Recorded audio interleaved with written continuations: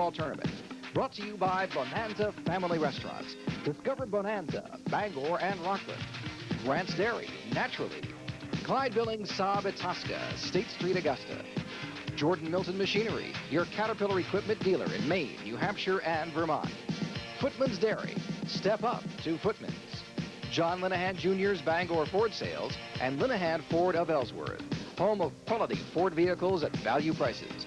And by your local Coca-Cola bottler. Coke is it.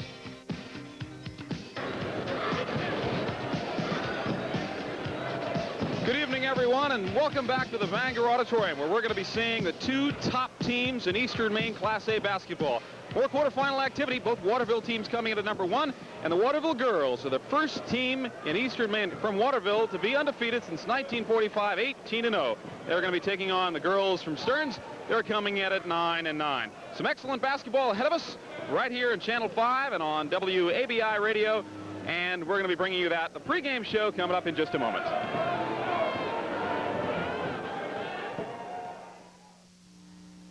The new Caterpillar excavator from Jordan Milton will go places most excavators fear to tread.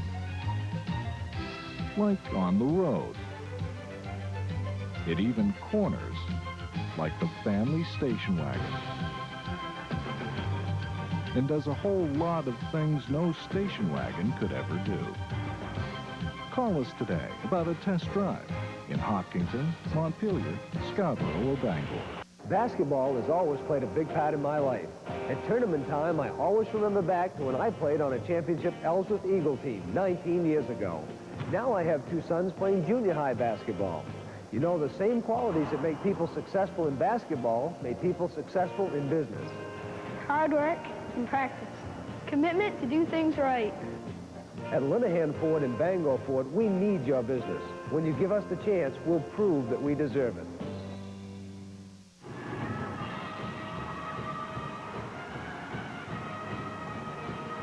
Good evening, everybody, and welcome tonight to tournament basketball, games 5 and 6. And this is Waterville's night. Well, it is Waterville because they are 18-0 in the girls' division and 18-1 or 17-1 in the boys' division. Only one loss between them. What a year for the Elm City, and they have turned out with their colors. And I guess all of Waterville is here. I've seen people over the last hour that we've known for a long, long time. One of the more famous names in basketball on the high school level, Stearns High School. For many, many years, that name struck fear into the hearts of anybody in the boys' division under Coach George Wentworth. And tonight, it is the Lady Minutemen, if you can put that all together. 9-9 that will be given a very difficult task of trying to stop these Panthers out of Waterville, coached by Paul Fuller, Jerry Burley, the coach at Stearns. We're going downstairs now for Norris Nickerson, who will be doing the introduction of the players as the girls come out now at center court, and we'll be underway with game 5. Good evening, ladies and gentlemen. Welcome to the Eastern Maine Class A tournament. This time, we'd like to introduce the starting lineups for the first ball game. First, the visitors, Stearns High School.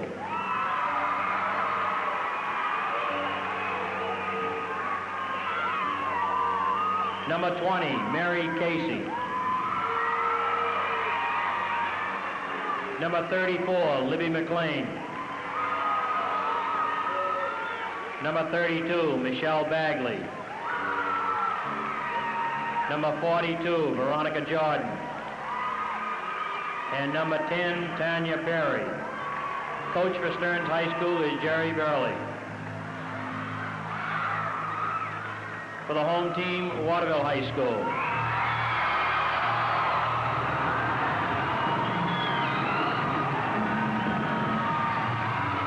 Number 14, Shelley Violet. Number 24, Debbie Cormier.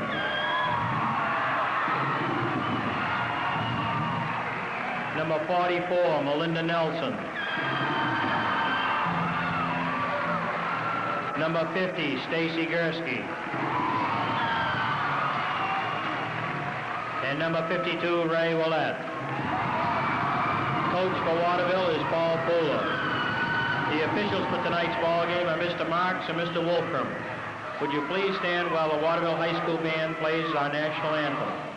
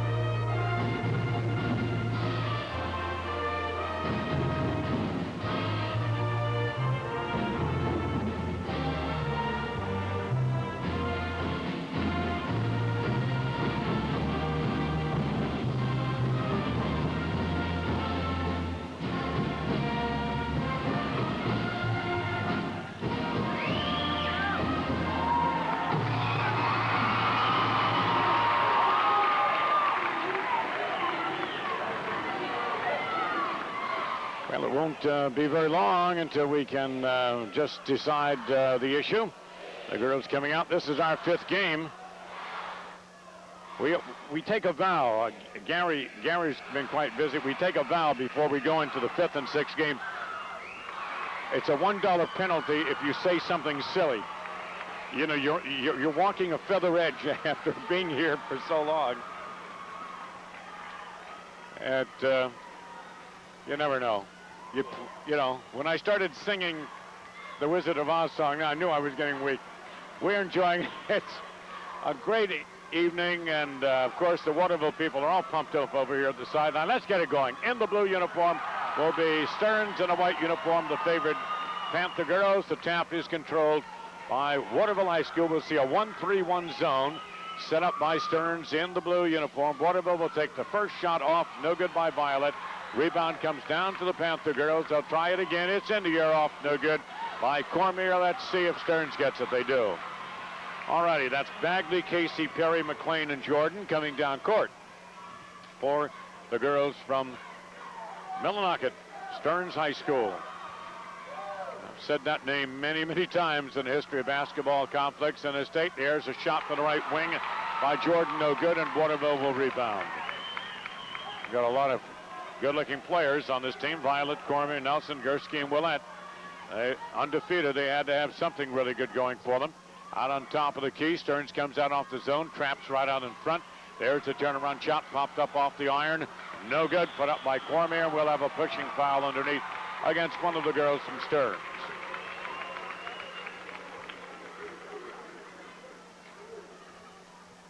That's Veronica Jordan who committed the foul, number 42.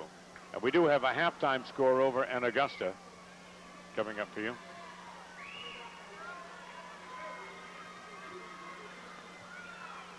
The foul shot around and out, no good.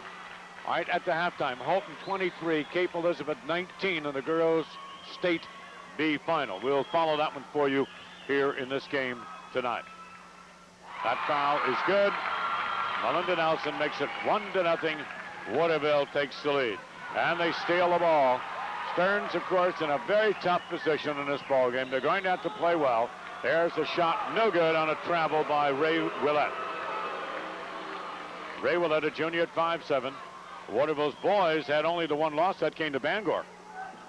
And they're in here in game 2 tonight. So the fans have turned out in large numbers and traveling charge to Stearns. The young lady knew it.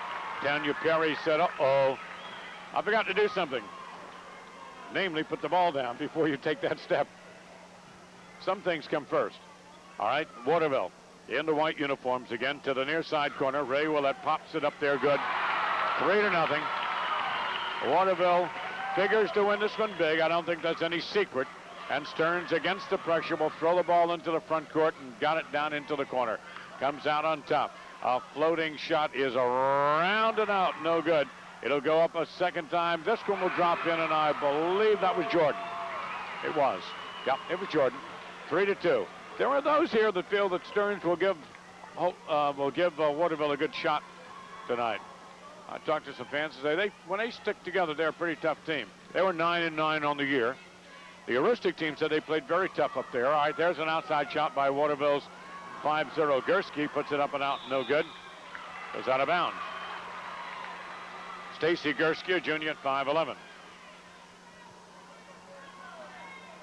3-2 score. Waterville in the lead.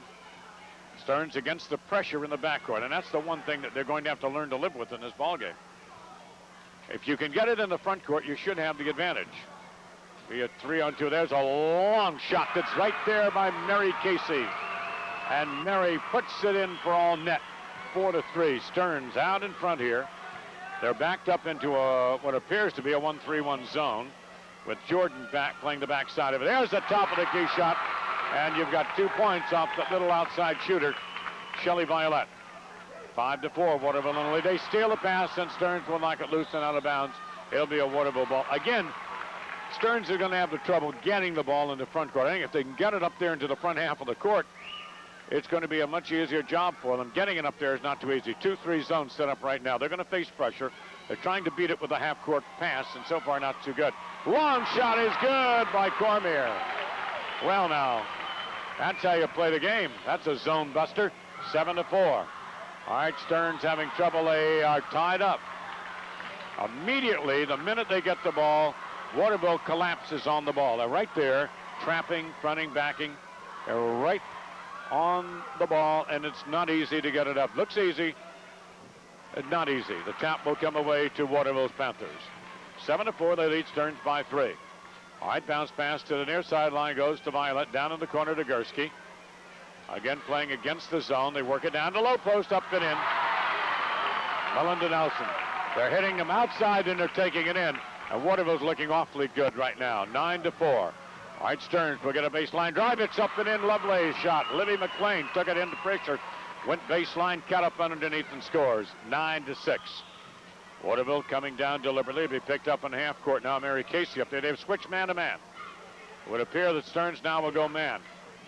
It's a collision and no call. Waterville has the basketball off the top of the key. Coming back to the right side. Traveling is charged to the young lady, Shelley Violet. Now I'm told that Shelley is playing sick tonight with a strep throat. And she's going to be brought out of the ball game because she probably is going to have to be rested a lot. That's going to put Jenny Jones in the ball game.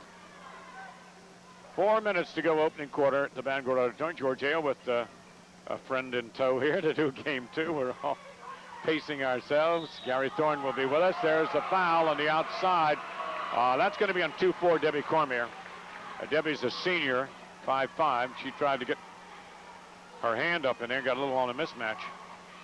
He just got up, and, you know, I thought 44 was going to be called initially, but they went to 2-4. All right, Libby's on the foul line with it. She hit it. 9-7. Stearns will give them 100% effort here. They've got to play well to hang in. Stearns lost in the B quarterfinals. The first team in Class A, first year in Class A for them. A rounded out, no good rebound comes down to 5-0. That's Gursky. All right, Stearns back on the defense. Waterville coming down with it. Matched up man to man. From the top of the key, it's wide open, around and out, no good. Put up there by Jones, the rebound down to Stearns. They can tie this thing coming down right now. All right, to the top of the key with it is Casey. Swings it left, they go underneath, it's knocked loose and stolen. And Melinda Nelson looks like a pretty tough player. She's back down inside there. She's involved in the flow of the game and doing a good job. 9-7. Waterville leading it by 2. Out in front with it is Melinda Nelson. She averaged 11 points a game as a sophomore in last year's tournament. So she's experienced. That helps when you come in here. Now 3 seconds. Number 44, Melinda Nelson, was in the bucket.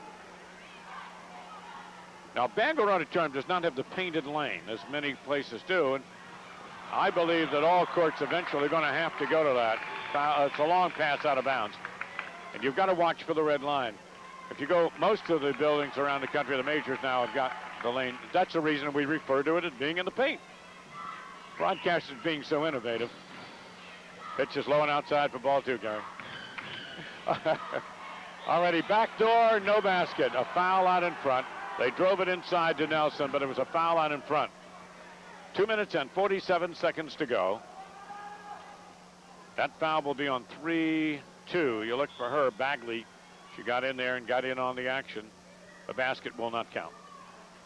All right, 9-7. Still the score. Waterville in the lead. Now they're going to be all over that girl again and foul her.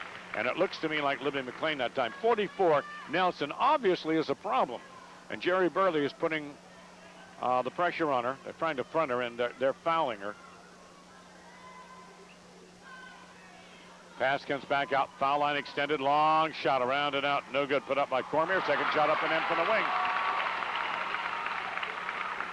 Delonzo's in the ball game now. Gursky gets the basket, and they check Delonzo into the ball game. 11-7. Here's an outside shot that is off by McLean. No good. Now Stearns is only getting one shot. Waterville coming down. They'll stop, and ball is stolen by McLean from the rear. Took it away from her nicely. Comes back into the front court with it. Almost stolen. Back it goes to the Lady Minutemen. I have trouble with that. Around the right side, getting a screen. Don't use it, Casey. Shoot it. Nope. Baseline. She's open. Now she'll shoot it. That was short. But underneath, they'll rebound, put it up short again, but there's a foul. Michelle Bagley went up with it. And that foul is on 5-0, Stacy Gursky. And look, 5-0 goes in there a little aggressively in the white uniform and gets involved in the play. And she's a pretty good sized girl. She's a junior, 5'11". This is going to put 32 up on the line. Michelle Bagley, a junior, 5'10". 1:53 to go, opening quarter of activity. Good game, 11-7, foul shot, no good.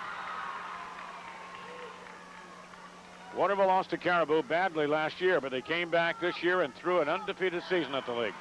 Foul shot is good, 11-8. A 3-point lead for Waterville.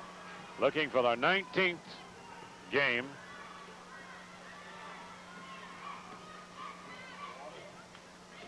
On the attack now, Debbie Cormier, number 24. I'll give you a few of those numbers for you on TV. You can follow them. Inside they work it, trying to get it up as the new girl is in there, and Waterville has put Maureen McDonald in the game.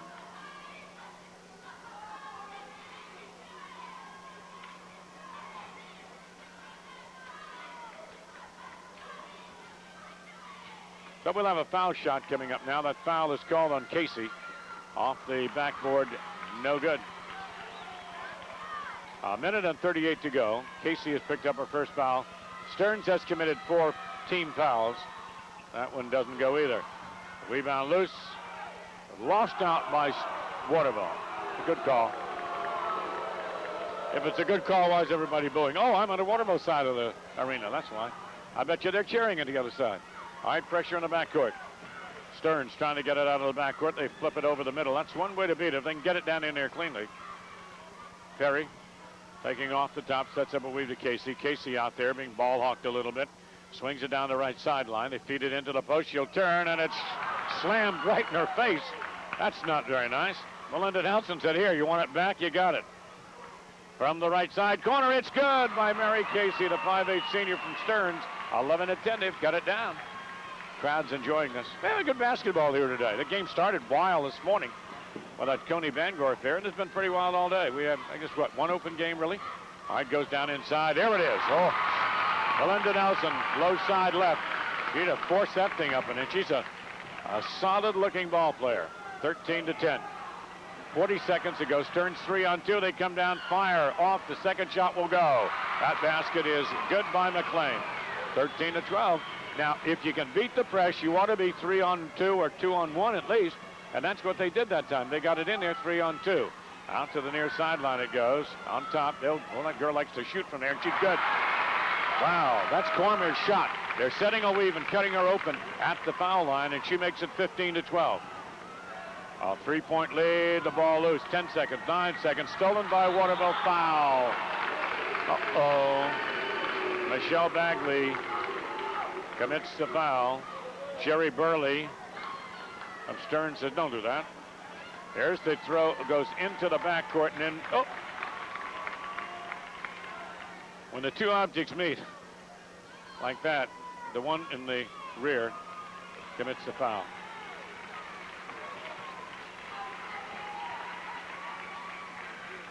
That is foul number 2 on Bagley. The foul shot, no good. Rebound to Stearns, a foul. Now there's a foul the coach will not like. Debbie Cormier is playing real well. With only 4 seconds to go, I'm sure the coach is going to say, hey, you know what you ought to do? Run the other direction. Let her have the ball. They got to come a long way and score in 4 seconds. Instead of that, you picked up a foul. And that is the 3rd team, and she's going to get a rest. All right, down to the right side corner with 1 second. It's in the air before, but that doesn't matter. Didn't get there. Libby McLean missed it. All right, we've gone a very good opening quarter here, and Waterville leads at 15-12. We'll be back here in just 1 minute.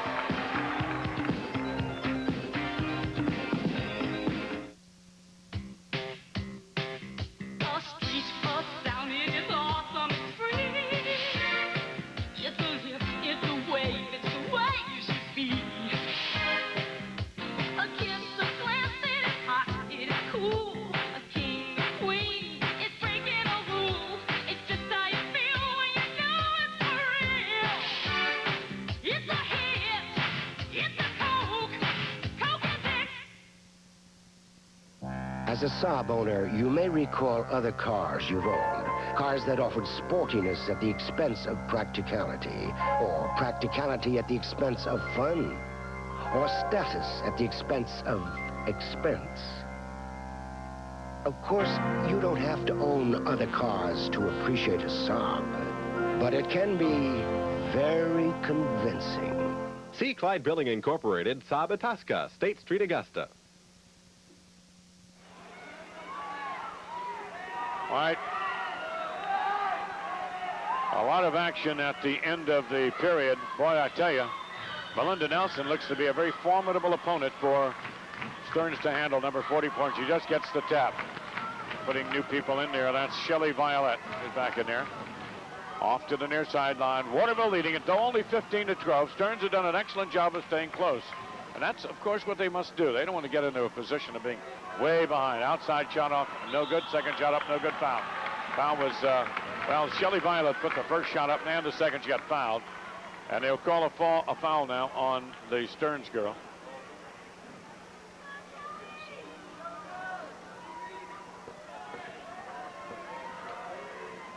This is Renee Morneau, a junior at 5'4", who's on the line for 2. Around and out, no good. Hope you're enjoying it. The Waterville Panthers and the Stearns Minutemen here at the Bangor Auditorium. 7:42 to go. Girls basketball game 5. Making some more subs in the Waterville lineup. They're deep and talented.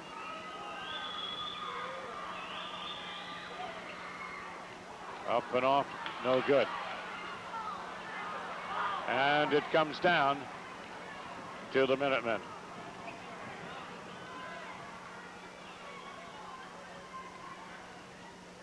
All right, goes out to the left side now. These girls from Millinocket doing an excellent job. A turnaround shot off by McLean, and no good. It's cleared away by Waterville. And the Waterville Panther girls set it up to the front side. Here is Gursky knocked out of bounds, but it will go over to Waterville. 7 minutes and 13 seconds to go. The inbounds play comes to Violet. Violet bounce pass goes to left side. We'll give you a score out of Augusta as soon as we can. An outside shot by Gursky, and she hits from left to the key, and that's terrific. 17-12. Now Stearns goes right back up and in. Libby McLean all the way to the other end of the floor. Now a 3-point lead. 6 minutes and 50 seconds to go in this first half of activity. The girls from Waterville in the lead, but they're in a scramble with these Stearns girls. Stearns putting the pressure on defense. Going up for the shot was Willett, but a foul was called against Stearns. Well, I said that they're going to take it out sideline. Now let's see. No, that foul is going to be called on 5-0. That's going to be on Gursky, I guess. They turn it over. They indicated foul initially.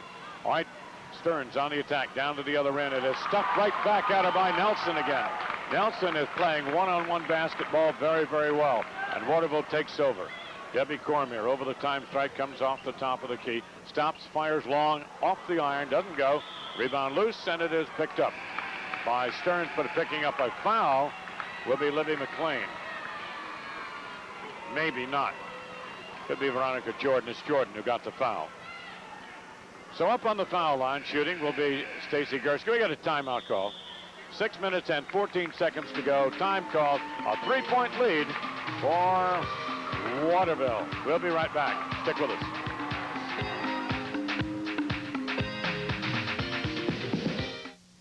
Mister, do you have any Gifford's famous ice cream? This is just as good. You've never had Gifford's famous ice cream before. A lot of people will search a long time to get their own tub of Gifford's famous Maine ice cream. The natural flavors taste so good, Gifford's has become, well, famous. Mister, do you have Gifford's famous ice cream? We sure do. You know I hate to be demanding, but who wants to compromise on ice cream? Mmm. Second quarter, Stearns High School trying to catch up, but you know, they're in a situation where Waterville is undefeated and they're 9-9. There's really nothing to lose. Most people, if you took a vote coming into the game, would say Waterville's going to win a game. That's the way it is when you're number one. But they have played very, very well against Waterville. Down by only 3. They've committed 5 fouls. Waterville has committed 4. They're not in any real trouble. Waterville goes up on the line with Stacy Gursky. When the underdog tries to pull the upset, the best way to do it is stay, if you can't lead it, stay even. Don't try to play that 10-point catch-up game, because that's where the cream rises to the top, and you get in that run-and-gun thing. All right, Gursky makes it an 18-14 lead, and she's up there again and does not get it. It rims and goes out. And Stearns will come down with the basketball. Perry goes to the right side, feeds underneath. The ball loosely thrown up, will not be there, and Waterville will catch the rebound off. And is Gursky with it. Now she travels with the ball and gives it up. And you can hear the fans up, and that did not sit well with Paul Fuller. Didn't like that call at all. All right, Stearns back on the attack. A flying shot, no good by Casey, and Waterville picks up the rebound, leading it by an 18-14 mark. Over the time stripe for the basketball, this Cormier comes to the near sideline. Off to Gursky, out on top, they'll work it again. And a travel called again against Waterville, and the Panther girls are starting to turn it over just a little bit. Shelley Violet turning it over. All right, Stearns, Lady Minutemen come out of the backside with it. Mary Casey down the right, flips it down into the corner. Swings it around on top. They try to go low. There's a new player in the ball game who gets the bucket. It just came in off the bench for Stearns. And that's Hartley, Catherine Hartley, who scores. So Hartley makes it 18-16. Backdoor, easy layup for Melinda Nelson, and Stearns must protect against that backdoor play. It is 20-16, a 4-point advantage now for Waterville. Out on the right. We'll give you a 3-quarter score coming up here pretty soon in that game over in Waterville. A foul against Waterville on a baseline drive by Mary Casey. 5 minutes to go in the first half here. This is an Eastern Maine quarterfinal. Up on the line, Mary Casey, the foul called on 5-1, who has just come in the lineup for Waterville. They've got some new people in there, too. That's a mistake on their part. There is no 5-1. It should be on 5-2. They got it up. That's Willette. Foul shot off, no good. Well, they're not perfect down at the scorer's table. They've flashed a few bad numbers at us today, but just a few. Second shot is around and out, no good. The rebound comes down to Waterville, and that rebound to Gursky is one of many that she's gathered so far in the ball game. Off the time strike now, Debbie Cormier comes to the top of the key. Hanging on to it is Gursky. It's Nelson with it.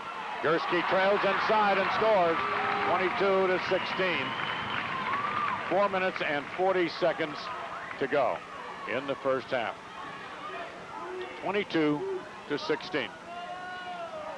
Casey comes down, flies into the lane. They take the ball away from her. Willette Well, that's a pretty rugged player, and she stayed right in the lane and said, no way, and she kept her feet planted pretty well. Right back on the attack again. The girls from Waterville. Melinda Nelson swings it out in front. Here is Gursky with it. Fakes the shot a little bit. Goes left side. They go back to Nelson. Underneath. She put it up and did not get it. It'll go up and in. Oh, my goodness. They're getting a second shot. Debbie Cormier. Holton 39. Cape Elizabeth 32 in the third quarter. That's the state Class B. That's taking place at the Augusta Civic Center. We'll keep an eye out on that one for you. Deep corner shot is good by Mary Casey of Stearns. 24-18. And the girls from Millinocket stay right on the trail here, trying to keep it as close as they can. They've gone man-to-man outside. It is put up short. No good by Gursky, and underneath the pushing foul will be charged to the girls from Millinocket. Subs coming in the ball game. That's going to be in 5-2 again. Willett. Now they'll switch. That's Mary Casey. Mary Casey. 44 on the action is Melinda Nelson. And Nelson is becoming more and more a factor in the ball game. Her foul shot is good. She's a junior. She anchors it low. They try to get the ball into her. She, though, will take it in and then kick it right back out, and that sets up those little shooters out in front like Debbie Cormier. From the foul line, Melinda looks awfully good there. 26-18, and Waterville has the lead. The press is on, and it is tied up. A girl that's doing a very good job is Ray Willett, the junior. Not as quick, maybe, as some of the players she's matched up against, but she's making up for it in aggressiveness. She's up against Tanya Perry right now. As the Waterville girls, not surprisingly, are in the lead. They're undefeated. The tap still loose, and who's got it? I guess finally it will come away to Stearns. A flying shot is up and in by Perry. That's the way to get it done. That ball was loose. Everybody scrambling. The official stayed out of it. She made it a two-point play. 26-20 timeout coming for the Waterville girls. We have 3 minutes and 12 seconds to go in the first half, and the score 26-20 with Waterville up by 6. We'll be back to the Bangor Auditorium in just about 30 seconds.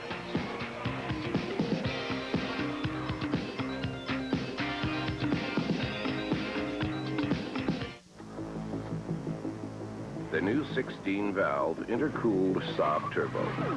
It's the most powerful Saab ever built.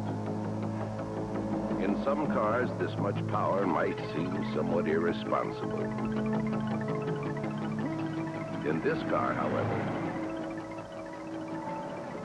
it couldn't be more practical. See Clyde Building Incorporated, Saab Itasca, State Street, Augusta.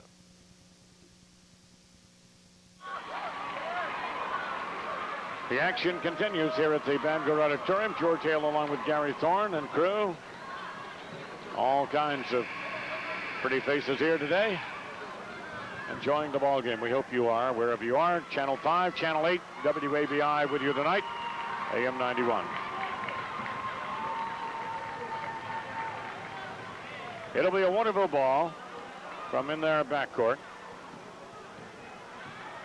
Debbie Cormier coming over the time stripe will come down against the man-to-man pressure. Now, they started zone with man-to-man. It's worked pretty well for them. They're making Waterville really work for it. There's a shot off the front of the iron by Debbie Cormier. No good, and Casey on the rebound for the girls from Millinocket. Stearns coming down. Perry has it. Tanya fires it off to the left wing. That's a wide open shot. Doesn't go. McLean misses it, and ripping the ball away is Gursky. Tough off the boards. Waterville rebounds well. They shoot well. They're quick. 26-20. They lead it by 6. Perry ties up at the top of the key. On a nice reach in, and Jimmy Jones, she just reached in there and tied up the play. No shot clock in high school basketball for the girls. They do, of course, have it in women's basketball in college for 30 seconds. All right, the tap comes away to Casey. Casey lob pass goes left. There it is, the easy layup for 2. Libby McLean, and Stearns is back in here. 26-22. Deliberately coming back out of the backcourt, Debbie Cormier. Taking aim now at the left wing. Trying to set up, but Nelson is well off the place she was. An outside shot goes in and out, no good by Gursky, and a rebound cleared by Stearns. And Casey will set up the point guard situation coming down. Tanya Perry against zone basketball. A way to bust his own is to shoot over it. They penetrated it fairly well, though. Out on the left side wing. Out on top it goes to Casey, the senior, who is hopefully for her. She says, I hope I'm not playing my last game. I'm going to try to make it something to do. Left wing, it is off. No good from the baseline. Put up by Bagley. The rebound kicked loose and goes out of bounds, and they will give it back to Stearns. An enthusiastic crowd at both sides. Good. Waterville has the boys team in here, and they just came in droves into this auditorium today. Putting it down. Stolen. Kick loose. Where will it go? Out of bounds. 1 minute and 34 seconds to go. Stearns making substitutions. Veronica Jordan will come back in the lineup. Hartley will go out. Stearns has the ball in the right side corner. Pass out to Casey. Casey takes it toward the right baseline. Pops it. Yeah. That's a nice 2 points. 26-24. A 2-point lead for Waterville. And their 6-point lead, in fact, 8 at one point, has been cut to only 2 with 1:14 to go. Gursky drills it off the iron. It'll come away to Stearns. They saved it in bounds. We had to wait. It is stolen back, kicked out of bounds. It is off of Casey. Now, some fans wanted a foul on that. I think the two officials doing an excellent job of staying out of it. Any looseness in the game is averaging out. It's a pretty good basketball game. They come in to Nelson. She's short with it. She has moved out from where she was, and she has not been near as effective since she moved away from playing dead underneath. Casey fires long and off the glass and in. 26-26. And the Stearns fans are alive and well at the far side. 48 seconds to go in the first half of activity. Debbie Cormier swings it to the left side to Gursky. Gursky bounce pass out on top. Underneath, Gursky's open and didn't get it. Nelson up with it. She didn't get it. Nelson goes up. That won't count as a foul. Well, Waterville has been stymied a little bit underneath. The foul is going to be on Mary Casey. Mary's going to pick up her second foul. Big Melinda Nelson at 6 feet tall underneath, and over the back will come Mary Casey. That is her third foul, not her second. Melinda doesn't get this one either. It rolls off to the right side. So Stearns can actually take the lead after all is said and done here. They're playing this game very, very well. Casey with it. With 20 seconds to go. They go 4 corners. What else? That's in the textbook now. Everybody spread out, take one last shot. We laughed at that this morning. A kid threw in a 30-footer. But we'll wait. It's stolen out in front, though. Here comes Cormier for the layup, and it's good. 28-26, and that's the end of the first half. The 4 corners by Stearns did not work. You better have somebody to control the ball, and they turned it over. So we've had a great first half of basketball. The fans are mighty enthusiastic, and so are we. We're going to return after this 1-minute break.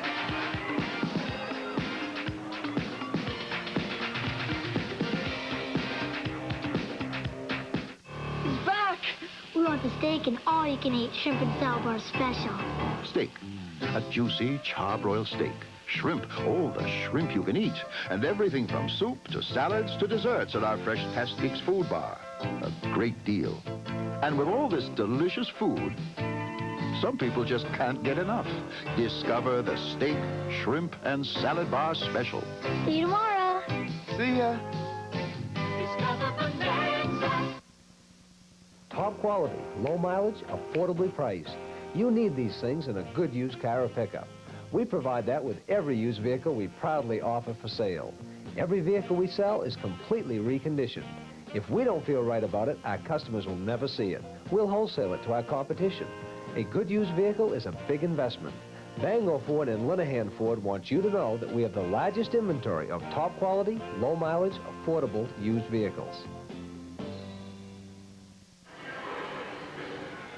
Back here at the Bangor Auditorium, Gary Thorne along with George Hale and our crew on radio and television, and a great job being done out there by the cheerleaders as they have been throughout all of the tournament games. But I love the uniforms of the Waterville cheerleaders who are out on the floor right now going through a very interesting routine, one that you would expect to see in some pretty heavy-duty competition. Looks like they're involved in right now and doing a whale of a job with it.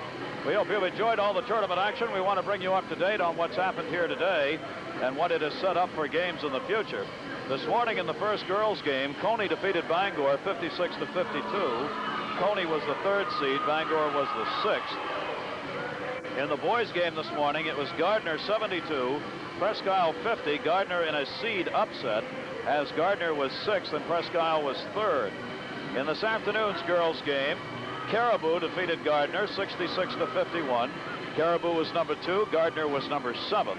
And in the boys game this afternoon, Coney over Rockland 69-53. Coney was number 2 and Rockland number 7.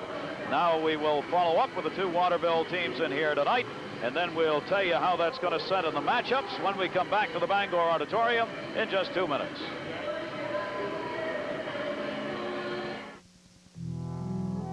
Keeping Maine growing. Great Northern Paper.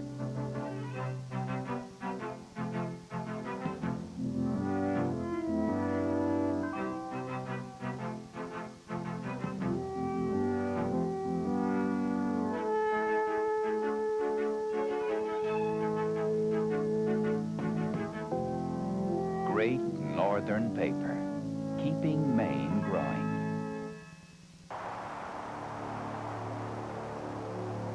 The Itasca Wind Cruiser. Someday other motorhomes will be this responsive, this aerodynamic, this luxurious, yet financially accessible. Someday other motorhomes will reach this level of sophistication.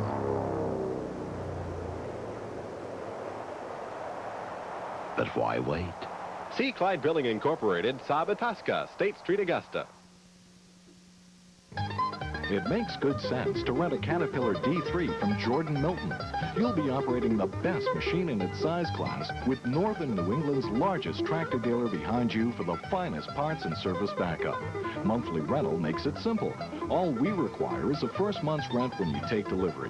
When you decide to buy your D3, we'll apply the rental payments to the purchase price. We're Jordan Milton Machinery. Come and see us in Bangor, Scarborough, Hopkinton, or Montpelier. The dates of our lives. Some are special boy and girl growing up dates, long to be remembered. Others are special occasion dates, fun to celebrate with family and with friends. Here's another date that's very important to you and your family throughout your lives, the freshness date on milk. Nobody beats Grant's Dairy for producing fresher milk with fresher dates, and Grant's makes them easier to read, too. So when you're shopping for fresh milk, make a date with Grant's Dairy. You'll love it naturally. In the Girls B Championship game being played at Augusta tonight, the score with 2 minutes remaining is Holton 49 and Cape Elizabeth 42. Holton 49, Cape Elizabeth 42. There are 2 minutes remaining in that game, and we'll bring you the final, of course, as soon as we have it. That's over in Augusta. The Boys B will be also played over there tonight. The setups in light of the games here in the quarterfinal round of Class A in Eastern Maine will go like this. Monday night, of course, Brewer is going to be playing Presque Isle in the girls matchup, and Bangor Brewer, number 4 and 5 in the boys. That's from Monday night here at the Bangor Auditorium. On Thursday night, Coney and Caribou, the 2 girls teams that won earlier today, will face off against one another, and Gardner and Coney will play one another in the second game on Thursday night. And then, depending on what happens here tonight, we'll see who the matchups are going to be on Friday night. We've got another one after this, Waterville and Winslow, the boys, numbers 1 and 8. Bangor Auditorium, we are at halftime. It is 28-26, Waterville on top. We'll be back in just 90 seconds.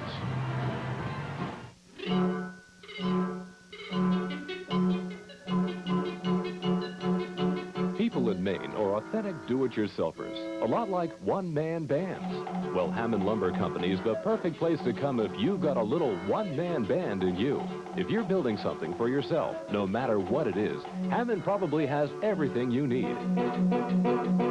Right now, for example, Hammond is offering special prices on interior building supplies, like top-quality wall paneling in a variety of styles and colors, and beautiful wall tile from Barker that's great for the bathroom and many other uses.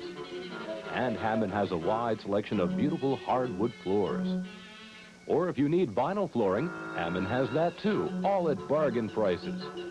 So if you're a one-man band when it comes to building, come into Hammond today in Belgrade, Farmington, or Skowhegan. At Hammond Lumber, you'll hit just the right note every time. We've worked a little harder just to earn that trust.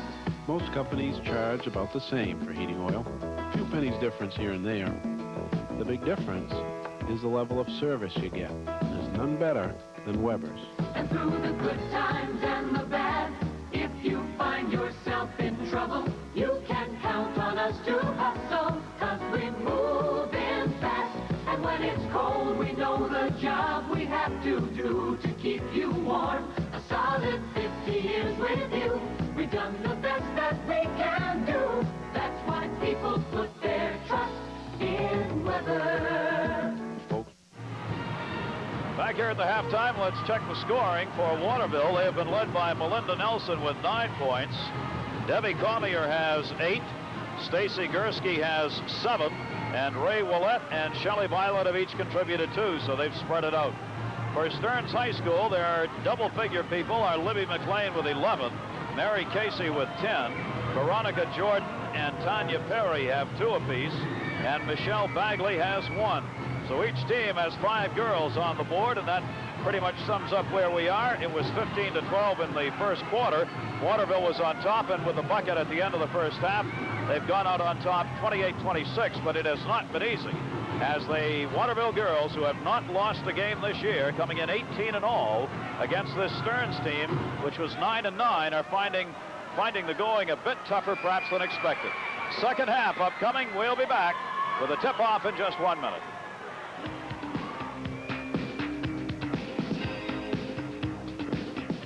The University of Maine at Machias offers students a chance to learn and much more. It offers a way of life that combines the coast of Maine and scenic surroundings with a variety of educational, cultural, and personal experiences. Small classes and dedicated faculty help to make learning enjoyable. UMM offers degrees in business, education, biology, liberal arts, secretarial sciences, recreational management, and environmental studies. The University of Maine at Machias offers the Maine experience.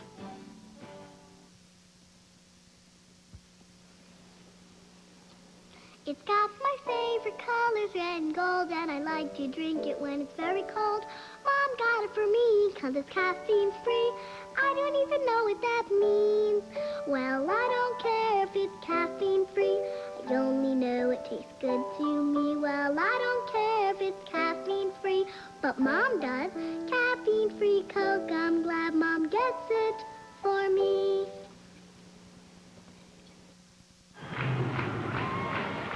Over at the Augusta Civic Center, we are awaiting the final result. Holton had a 7-point lead late in the ball game, so we'll see how that goes. It may be the jinx is over for those girls from Shiretown with that very fine basketball team. Oh, we're beginning to see monsters here in the crowd. A 28-26 lead, but this has been tough. And it went pretty much as several coaches told me. They said that Waterville is a very fine team, but the Stearns will play them tough, and this is just about the way it has gone. A final is coming in here very shortly, and we'll get it to you on that state class B. There it is now, 53-44. The Holton girls have broken the jinx. It says 42-4 there. I understand the score is 42, 53-42, but it doesn't matter. Holton has won the championship of the state girls class B. Terrific. Well, they're a good team. I'm sure Cape Elizabeth must have been tough too, because they played them very hard all game long. All right, here we go, second half activity at the Bangor Auditorium, and Stearns will be going to our right now in the blue uniforms. The Waterville girls dressed in white. They lead it by only 2. Undefeated as they are. Down into the left side corner as the tap came away to the girls from Millinocket. Tanya Perry from the outside. There's Casey's shot is up and off, no good, and Nelson will rebound and be fouled instantly. Melinda Nelson may be the one little difference in the ball game. Good size, good mobility. She draws a lot of blue uniforms around her when she goes up and draws a lot of fouls. That is the third foul called against Bagley, who was nabbed on that one. It goes inside, and another foul called against Stearns. So they're being very aggressive. Tanya Perry was around there, and I think Tanya's going to be called. Number 10, the sophomore. She has now picked up her second foul. Stearns attempting to trap double team, but they're giving a lot of opportunity on the foul line to the girls from Waterville. Ray Willett. Now they've already committed 2 fouls, and remember, at 5 you go 1 and 1, and we're only 30 seconds into the second half. So that sets up that 1 and 1 possibility early. The foul shot is good by Ray Willett. 29-26. Game 5 of 6 that we're doing here today. One does lose count. The foul shot is good. 30-26. Now it's a 4-point lead. Mary Casey has set to play most of the way for the Minutemen. Comes down with it along the far sideline to the left. Kicks the ball out on top to Tanya Perry. Setting up a weave. Casey will go in the foul line area and pop it up and out. No good. Rebound and a good move for the basket. Nicely done by Livia McLean. She put a fake on to the right, turned and shot it in. Hit all net. 30-28. When they made the switch to man defense, it bothered Waterville. Now Waterville feeds it inside to Gursky. Back out into the right side corner. Tripping foul, and that's foul number 3 already. And it's taken 1 minute and 15 seconds for Stearns to commit 3 fouls. And they're going to give a lot of foul opportunities to Waterville. Shelley Violette, who had been in and out of the lineup, sick with a strep throat tonight, but giving it the old college try. Shelley is a junior. The foul shot will rim and go out to the right side. So Holton has won the state. What a strong program. They only have 2 seniors on the team, and the youngsters coming up are strong. In fact, I think their bench may be better sometimes than their starting group. The Nagels and all the rest. 31-28. Foul shot is good. Coming out of the backcourt with it is Casey. Mary has played very well out of that guard position, coming up against the 2-3 zone. The back door is wide open. There are 2 blue uniforms back in that zone all the time. But Nelson can get back in there in a hurry. They haven't been able to really take good advantage of it yet. They don't have the type player anyway, the size of a Nelson, to get back in there and post up and get the ball. Here's Casey off the top. She drives in the lane, stops, has the ball rejected by Nelson, comes back with it, turns off the glass and in. Nelson did a good job, but she could not prevent the 2 points. It's 31-30. And Waterville's lead is 1. Cormier off the top of the key. Lob pass goes in, deflected and stolen by Stearns. They'll come down quickly with it. The blue uniforms of Stearns very much at the ball. Casey turns, fires, and she has it. Left foul line extended. And she now has 14 points, and it's 32-31. And Stearns High School has grabbed the lead over undefeated Waterville. Nelson off the foul line. Outside to Gursky, lob pass to Nelson, who rolls under, she'll score. And that is the one play that is so difficult for Stearns to stop when the blonde-haired Melinda Nelson comes off the high post and rolls under. All right, off to the left side it goes to Perry. What a booing coming in, must be for a visiting team. All right, a shot from the right wing does not go in by Jordan, and the rebound to Nelson. And if you're following this game closely, you may follow the girl in the white uniform, number 44, because she may really be the key to this whole outcome. Outside to the right side. It's an open shot, in and out. No good. Put up by Violet. The ball went out. It will come back to Stearns. You know, there's no justice in the world on a shot like that. That thing was in the net. You ought to give her 1 point for that. And then it popped right back out of there. Mary Casey looking for help. Goes left side to Perry. Perry threw it loosely, and it's intercepted. That was a bad pass. It was picked off by Willett. Out of the backcourt with it will be Debbie Cormier. Moves the ball off. Picked up by Casey. Swings it to the right. They go under. There's the foul. That's an easy one to call. 4-2 Veronica Jordan just put the hip underneath and picked up her third foul. And if you remember, basketball is one of position. The defender can stay there, but you can't lean one way or the other, and unfortunately, she threw the hip. We're going to get a timeout call. We have 4:29 to go here in quarter number 3. It's a 33-32 score. Waterville up by 1. We've got a great ball game, and we'll be back here in just a moment.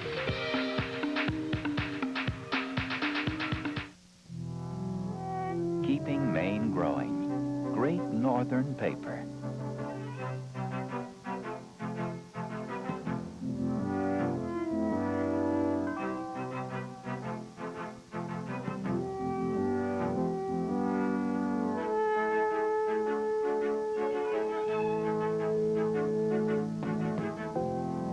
Great Northern Paper. Keeping Maine growing. We're in the third quarter of action with 4:29 to go. 33-32. Waterville up by 1, but Stearns is not supposed to be doing this according to the seedings. They're at 9-9. Waterville 18-0, but they have played them pretty even. The one player that seems to be dominating would be Nelson, who's out of the ball game right now, but Willett has done a fine job for Waterville also. And the Stearns girls coming out. Jordan at 5'9" presents a pretty good target underneath also, as does McLean at 5'10". So they're not terribly outsized, but they do give up a little bit when Nelson's roaming around underneath. Waterville will put it in play. Out in front it goes to Cormier. I have gone back into a zone again now, and that's going to be an interesting switch. It goes back inside. It's up and down by Gursky. So they switched, and they got inside instantly on it, 35-32. Here comes Mary Casey. Reach in, didn't call a foul. Was just on the ball. Jordan along the near sideline, takes it on the dribble and hands it off. Lob pass goes inside to McLean. Loose ball, comes back with it. Lots of collision. That's incidental in there, just bodies flying around. Goes to the left wing. She'll pop it up good. Libby McLean got a loosely thrown shot, but it went in. 35-34, 1-point lead for the girls from Waterville. The playmaker is Debbie Cormier. Out to Gursky, who's a fine basketball player. They get a screen shot. It is fired in by little Shelley Violet, only 5'5". That was a clothesline shot. That's tough for her to do. She's not that big. Down to the near sideline. Underneath, the foul on Gursky. That's a reach-in foul. She reached it over the top of Libby McLean, and Gursky will be called. She just reached over the top and got the arm. That is only the first foul, though, of the second half called against Waterville. But they'll have 1-1 the next time Stearns commits a foul, and that's a great advantage in a game like this. Stearns girls now have the basketball, looking for some help as McLean, and she just simply couldn't find anybody and double dribbled it. Stopped the dribble and started it again. Not many officials will miss that. There's some things they may miss, but not a double dribble. All right, to the right side. Long shot off. No good by Cormier. Underneath the rebound, clear by Stearns. They're doing a pretty good job on their defensive board right now. It is Tanya Perry giving it off to Mary Casey, and Casey comes over the midcourt area. Large crowd here at the auditorium this evening. Hope you're enjoying it, whether it be in Bangor, Presque Isle, or wherever you happen to be. Knocked loose and out of bounds. Stearns will have it back. And all points in between. I'm sure a lot of folks in the Millinocket area. We just enjoy doing these games. The faces change every year, but the excitement is the same. Mary Casey gives behind her to Tanya Perry. They work it inside nicely for the drive. It's up and down. They just split the defense. Libby McLean scoring. And that is 37-36. And that was like a knife cutting through that zone. Swing goes to Nelson, who's playing out off the high post. Feeds it inside. Back door up and in. Wasn't that lovely? Willett. Great assist by Nelson off the high post. 39-36. Out of the backcourt with it now would be Perry. Changing hands on the dribble. Switches out to the left side. Long arching shot will go in. Bagley, who's off the bench, came in with that. She started and went out and back in again. 39-38. 1-point lead. There seems to be that 1 point separating the two clubs. We're inside of 2 minutes now. Nelson, low, will score. If they can get the ball down into the right side or left, either way, she's playing mostly on the right to Nelson, she will score. A long outside shot is put up by McLean, no good. Rebound cleared by Willett, of Waterville. She'll face moderate pressure and come down on the handoff to Cormier. Cormier crosses over the time stripe and will set it up at the foul line, extended, loading to the right. They've gone back man again. She turns off the iron, no good. Ball goes out of bounds. That ball should go back to Stearns. All right, coming back in for the Minutemen, Veronica Jordan, and going out will be Libby McLean. 1:36 to go. George Hale with you, along with Gary Thorne at the Bangor Auditorium. Bridge Kimball's over in Augusta working tonight. We're all more or less busy at day-to-day here. From the outside, a bad shot taken beyond Bagley's reach. She hit the front end of the rim. Waterville came down with it. Here comes Cormier. She's open in the foul line area. No good. Nelson is in there. Nelson will score.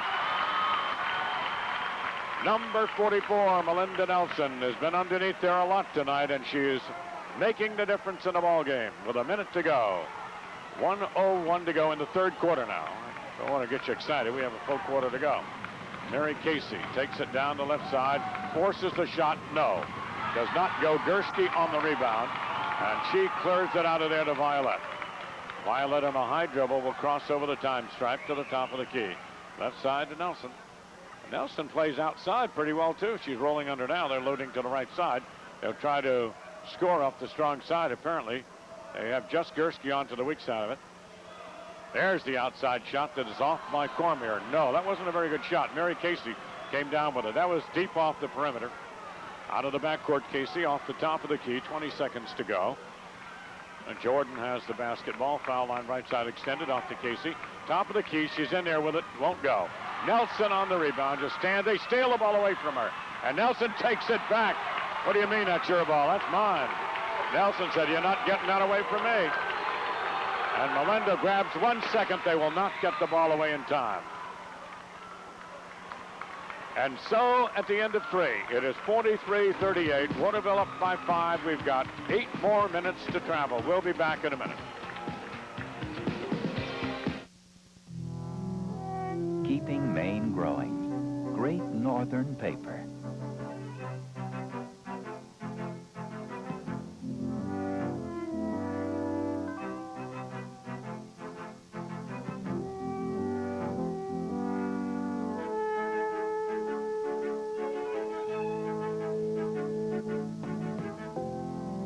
Great Northern Paper, keeping Maine growing. You're looking for a new truck. You've driven big and small, foreign and domestic. But if you haven't driven a Ford, you haven't driven the #1 selling truck.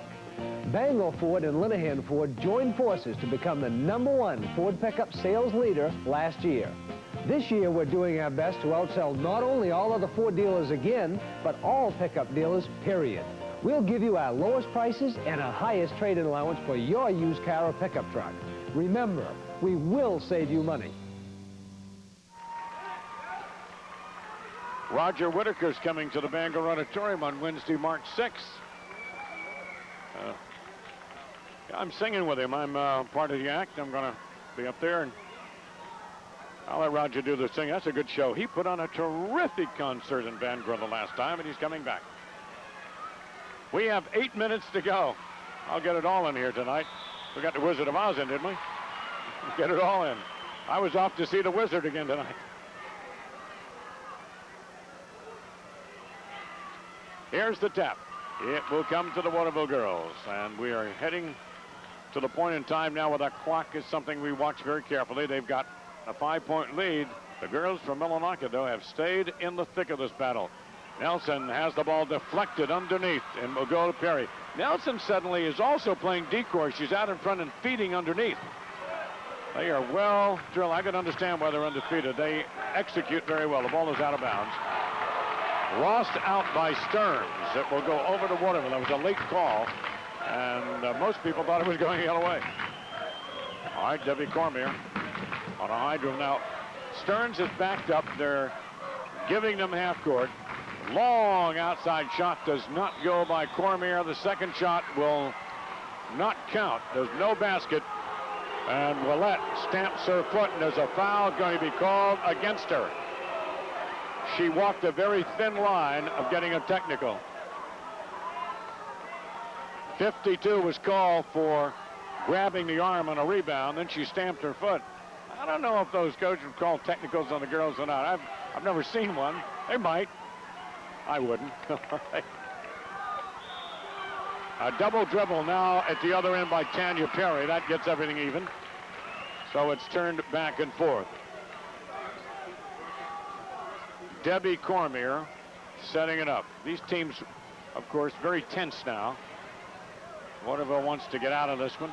There's a shot by Cormier that's good. 45-38 in the backcourt. Stearns coming over the mid with it. It will go to McLean. Back out in front to Tanya Perry. They play catch with Mary Casey. All right, they're using the high post, but they come to the near sideline to Jordan. It goes down low, knocked loose. It'll be a Stearns ball. Now this is a 7-point lead. Not an insurmountable lead, of course, obviously, but that clock will tick away rapidly. The pace of the game will be a little slower in a 45-38 game, so the clock seems to go a little faster. Here is Casey. It's not a run and gun team Stearns is operating. Girls basketball really sees that. There's a long shot off the front by Casey, was not there, and it is picked off by Willett. And now Waterville has the ball, something the Stearns really needs. Debbie Cormier fires on the run. That's an air ball. Didn't even get to the basket there. He came out to the left side. And the coach Pooler is up and looking at his team now. Casey lobs it off. Here's McLean. She'll score. Well, that's what happens when you come down and give them an easy one like that. 17 for her. 45-40. And Stearns now has cut it down to 5 again. Let's see if they play it inside. They do. It's a short that is well short, put up by Jenny Jones. Goes out of bounds. It'll be touched last by Stearns. Waterville in here in numbers tonight because the boys will play next.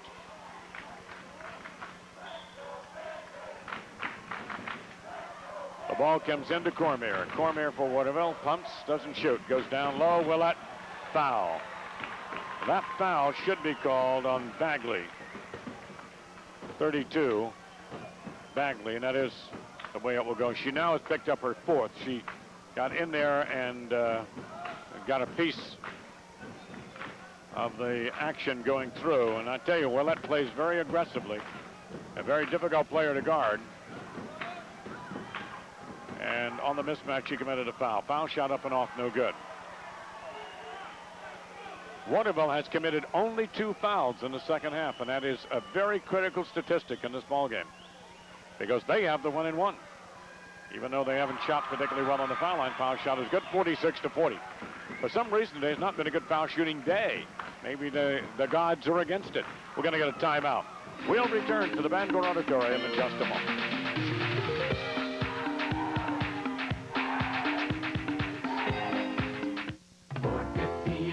Maine, folks have put their trust in weather, and we've worked a little harder just to earn that trust. And when it's cold, we know the job we have to do to keep you warm. That's why people put their trust in weather. Most companies charge about the same for heating oil. The big difference is the level of service you get. That's why people put their trust in weather.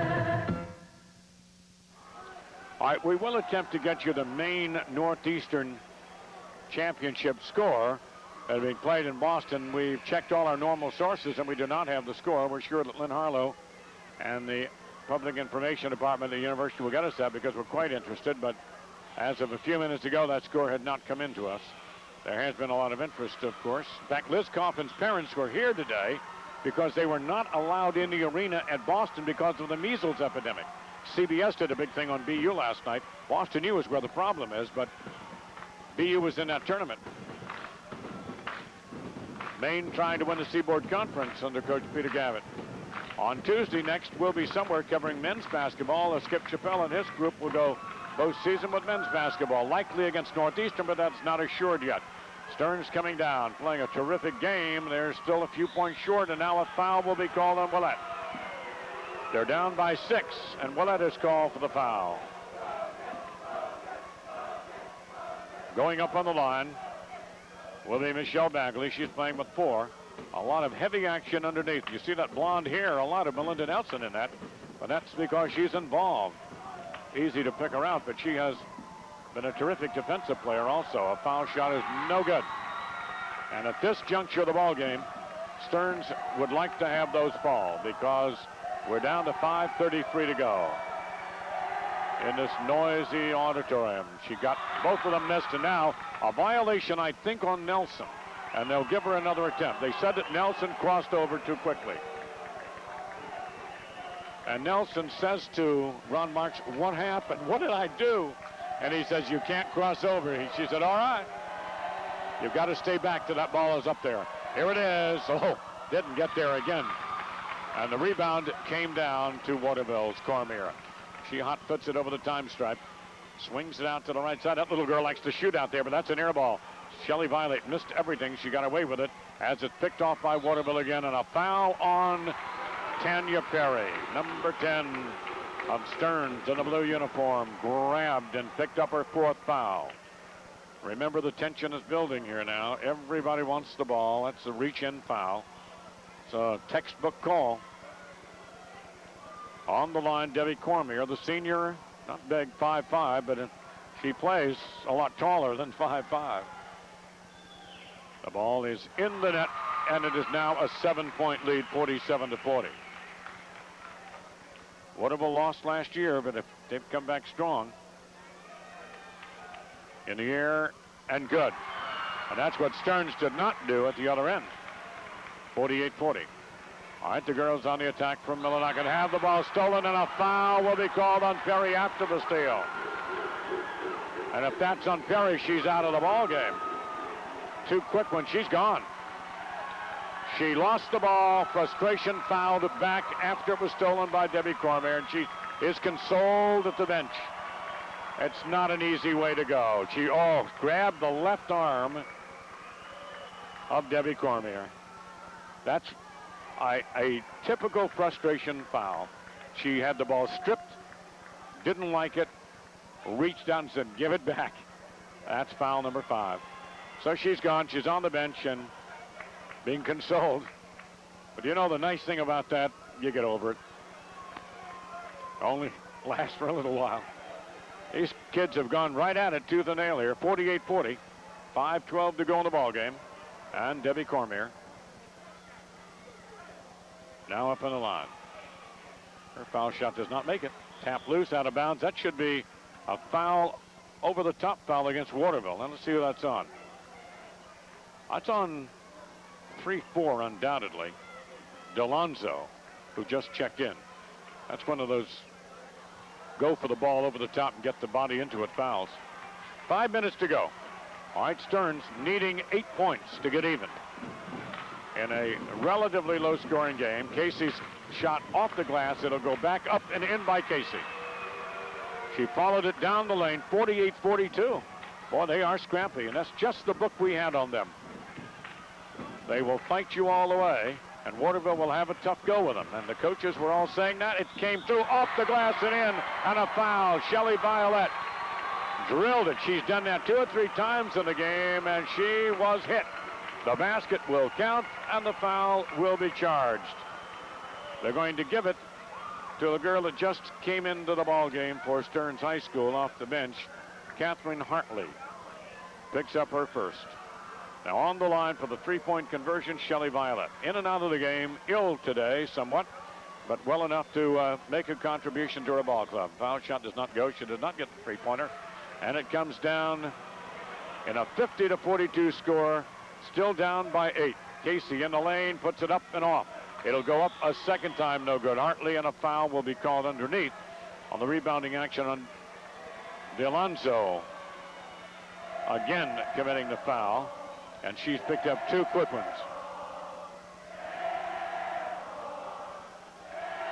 Class A quarterfinal next. The Winslow Black Raiders and Waterville Panthers. This is Waterville's night. They're number 1 in both divisions. Foul shot does not fall in. And cold foul shooting on the part of Stearns has hurt them.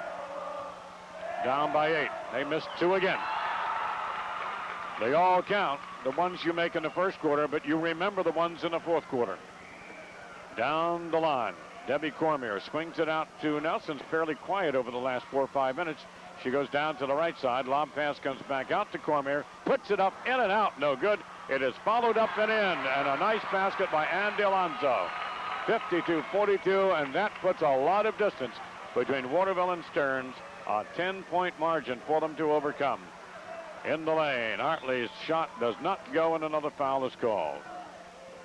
Looking very guilty was Gursky. And she has picked up her fourth. Gursky turned and tried to hide her head. Won't work. He caught you, Stacy. He caught you. That's her fourth foul. A 10-point lead now. You can hear the chant going up from the Waterville side. The students are taunting those on the other side of the floor. The foul shot does not go. And Mike, I know you're keeping the stats. The foul shooting in the fourth quarter for Stearns has been a big factor in this ballgame. They haven't made a foul shot in the period. It's in the air again, and it came back in. Hartley, and that's good. 52-43, a 9-point advantage for Waterville. They come across the time stripe with it, give it back out to Willett. More basketball coming up tonight on your stations. Hope you enjoy it. It swings to the left side. Out there is DeLonzo. Nelson is working out in front in this quarter. A turnaround is off by Willett. No good. She'll take it back for the easy shot. Off the glass, and she kisses it in. That makes it 54-43, and a lot of distance beginning to open up now as we head down the home stretch drive. Stearns coming back. Reverse layup is good. That's the prettiest move of the night. Libby McLean passed the basket, reversed it off the glass and in. 54-45. Again, the girls from Millinocket fighting very hard to hang in with this one. But the clock will be the enemy with 3:12 to go. Cormier at the foul. It will not drop, and Stearns will come off with the basketball. Renee Morneau, long pass goes down to Hartley, and she is pushed and fouled by Cormier. If only they were making their foul shots, this would be a much different affair from the standpoint of closeness. That is a foul from the rear, which most coaches will say you shouldn't have done. Now up on the line, Hartley again. 1 for 7 on the foul line. She missed it, but not only 1 for 7, but they have the front ends of 1-and-1s. And that's what hurts, and they missed it again. 54-45. So, I'm sure normally a good foul shooting team, but not tonight. Waterville has the basketball. They have the lead with 2:45 to go. Little Violet's playing our heart out there. Back and forth. Here comes Cormier. They're very good in the backcourt. They have good ball control. There's a foul. Mary Casey knocks Violet down. And for Casey, she is now fouled for 4 times. He just said, well, if I'm going to do it, let's do it good. Don't mess around. Up on the line, Violet jumps it in. Now, to add to the misery of Stearns at this point, Waterville had been making their foul shots very effectively in the crunch time, as they say, coming home. 6 points up there for Violet. 55-45, a 10-point lead, and still 10. Rebound loose to the corner. Bagley got it, and down court we go late in the ball game. Stearns getting a shot up and down. That's put in by Bagley. 55-47, but the clock is rolling at 2:20, and this game is going to be out of reach and knocked into the backcourt. That is a backcourt violation, so they'll turn it over. The coaches, Paul Fuller and Jerry Burley, and we're going to get a timeout as the coaches want to talk it over for crunch time. 2 minutes and 15 away. We'll be back in just 30 seconds.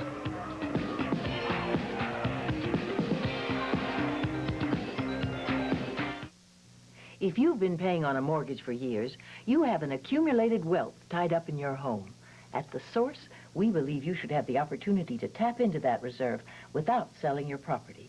A rainbow reserve of ready cash provides exactly that opportunity. And it's not necessary to have your mortgage at Bangor Savings. Call or visit any office of The Source and discover how easy it is to tap into your accumulated wealth for whatever you wish.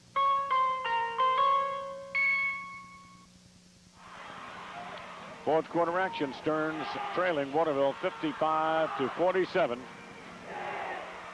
Boy, the artist is doing a good job out here tonight. We're enjoying it. I hope you are. We're up here in the booth. Look at that. There's Gary. There's old Gary Thorne right there. Gary's leaving us very soon, heading south for spring training, but not before he does some hockey work with us. We won't let him get out of that. He's going to take Maine into Providence tomorrow night. Gary will be broadcasting on WABI, WVGW at Providence tomorrow night. Then he's off to Florida for spring training with the Mets. He's going to play shortstop. And then he'll be back up here and do the playoffs for us in hockey. And then he's going to go back to Florida. He's a member of the jet set. All right, it is stolen and restolen and a backcourt. There's the reverse of the other. Waterville gave him the ball and Stearns gave it back on a same violation, a backcourt. Once it's in the front court, it can't go back to the backcourt again. All right, with the basketball, Cormier. Jenny Jones, number 22 for Waterville, back in there. Waterville simply spreads it out. They go for the delay tactic, which is good basketball coaching. Fans don't always like it, but the longer the clock runs, the better Waterville is. Coming home, Debbie Cormier. And Shelley Violet near the midcourt area. Cormier. Stearns does not want to foul, but they will foul. That foul will be charged to Libby McLean, and that's going to put Debbie Cormier up on the line for the Panthers. Panthers are undefeated if you've not been with us throughout this season or into this game today. Waterville has lost only one game between the boys and the girls team. And that was just a one-point game. At one point having two undefeated seasons. They're both seeded number one. Foul shot is good by Cormier. In the air, yes. 56-47. And this one is just about history. With 90 seconds to go in the basketball game. Stearns girls tied up. Jenny Jones on a tackling move, but it worked. Stearns bench. Jerry Burley staring it on. He's probably a bigger realist than some of the players are at this moment. The tap will come away to Stearns. Underneath, it is short. Loose ball will come away in a fast break, but a foul before that. And that foul is going to be called against Stearns. And we'll wait for the call. Might have been on Veronica Jordan if she's in there, or 3-4. That's going to go on Libby McLean. McLean has picked up her third. 3-4. That is not 4-3. Libby McLean. Years ago, they put their hands up, made my life easy. Melinda Nelson goes up on the line. Now you have to read the officials and make sure you don't read it backwards, as I just did. Melinda Nelson scoring. How many for her, Mike? 16. She's done a fine job. Takes dead aim and pops it up there. Well, that's all net. 59-47 with a minute and 19 to go. Slowly out of the backcourt now, Mary Casey. We're approaching the 60-second mark in the last moments of this one. Air ball from the left wing, doesn't go. In traffic now, Waterville. Stearns likely will foul as they come over the time stripe. They're going to have to foul to stop the clock, but this issue is no longer in doubt. 57 seconds to go. Cormier going through traffic, changing hands off to Nelson. Nelson down on the right side corner to Jones. Jones now, hook pass out. There's the foul. Well, when they did it good. Libby McLean is going to foul out of the ball game. Is that 4 or 5? That's 4. So she does not come out. She did not want to push as hard as she did. She lost her balance and reached out. That's something like Mary Decker at the Olympics. She reached out and there was somebody going. She grabbed hold. Up on the line, Shelley Violet. We were told she might not play tonight, but she did play, strep throat and all. When it comes tournament time, injuries and sicknesses seem to fade. We had a girl earlier on today that severely sprained an ankle. And Wes Jordan told me the young lady that he did treat was sent to the hospital for an x-ray. Foul shot is good, both of them. 61-47, Waterville will win it. There is an offensive foul in the backcourt. That will be an easy call, as one of the subs from Stearns has just checked in, Lisa Perro. They're going to call it a charge. Now, the other one is overruled. The official will rule of travel. He overruled. The first official said charge, which I thought it was, and now they rule travel. Well, magnificent of him to back off. Here's Nelson coming out. She is a very good high school basketball player. She was critical in this game tonight for this Waterville team to avoid trouble. They had plenty of it for 3 quarters, but much like another game I did earlier today, the 4th quarter is where it all came to the front. Mary Casey committing a foul now as they have only 33 seconds to go. And Mary, I think, is fouled out. And if so, this is going to be it for her career. No, that's not Mary. They go to Libby McLean, and that's either way. Libby McLean is out, and that's her final game for Stearns High School. Jerry Burley wanted to know about the call, too, and he's getting a little explanation. It looked to me like Casey originally. But in any event, Libby McLean is out of there. And the seniors who foul out, of course, have completed their career. 19. Oh, she played well. I have nothing but admiration for both of these squads, for Waterville because they were being tested very hard, and for Stearns for putting the test to them. But in the trade, as they often say, that's the reason you play 4 quarters, because in the 4th quarter, frequently that cream will have a tendency to rise to the top. And I'm sure, undefeated as they are, Waterville, the talent, finally just won out. All right, up on the line. A foul shot is around and out, no good. So it was not in there by Jenny Jones. And Stearns has the basketball, and they'll call still another foul. This one will go against Waterville, and that's going to be on Willette. People often say when the game is over to the officials, why do you keep calling the fouls when you know? And the officials to a man will tell you, Willette is coming out. Gets a nice round of applause. You must call him. First of all, it's in the rule. Secondly, you've got to teach the other subs who are coming in the game. You don't dare not. You've got to assume the score is tied. The foul shot up and off, no good. The rebound saved in by Waterville to out of bounds. Stepping out of bounds was Jenny Jones with it. 19 seconds to go in this one. We still have another game to go. Game 6 of the day coming up. Long shot by Casey does not go. The rebound is cleared away to Waterville. They've got Erica Rowland in there now. 9, 8, the crowd counting it down. There'll be a backcourt foul called.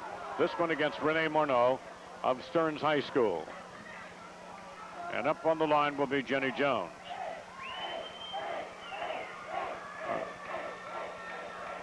I can tell you one thing, Gary. We've done 6 games. This is long today, but you do get breaks. It is not like the 17-inning game that goes to 3 a.m. when you can't get off and out of the press box and take that break. Foul shot, no good. It is put in and out, no good. And Delonzo missed the shot. 1 second, the ball is out of bounds. We still have a second to go in the ball game. It is not quite over yet. They have to put it in play and get the gun. It comes from out of bounds. It'll be touched. It'll be thrown in the air, and the game will end. And the final score will be Waterville 61, Stearns 47. I think both squads deserve a well-deserved, I should say, standing ovation from both sides. They gave it everything they had. Waterville, undefeated, continues on. Okay, we have more to come from the auditorium. Don't go away. This is George Hale. We'll turn you over to Gary Thorne here in a little bit, and Tim will be downstairs. We'll be back in 2 minutes.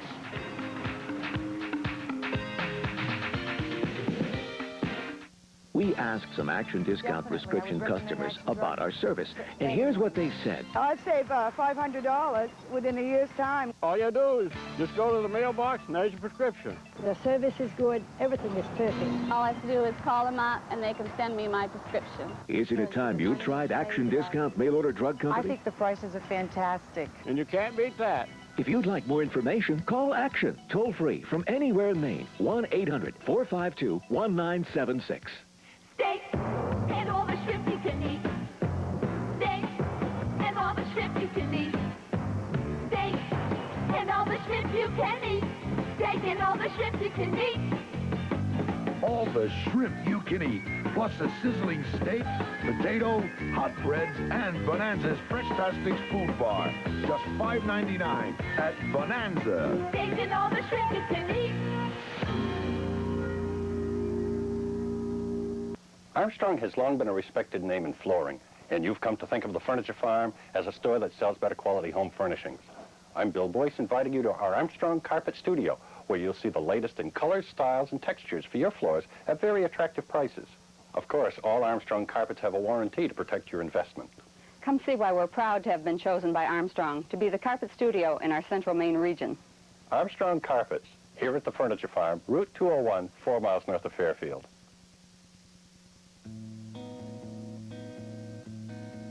A street, a sun, it's the start of the day. It's the beat of the road, it's breaking away. A kiss, a glance, it is hot, it is cool. A smile, a chance, it's breaking a rule. It's just how you feel when you know it's for real. It's a kick, it's a hit, it's a Coke, Coke is it. Well, we've completed another one. It is Waterville girls 61. They're still undefeated. Stearns 47, leaving the tournament, but with a lot of applause from the fans for their tough play out here tonight. Waterville gets ready to go to the locker room. We're going down to meet the winning coach, Paul Fuller. Here's Tim downstairs. Well, I have with me Coach Paul Fuller of the still undefeated Waterville Panther girls squad. Paul, you ran into a very tough Stearns squad tonight.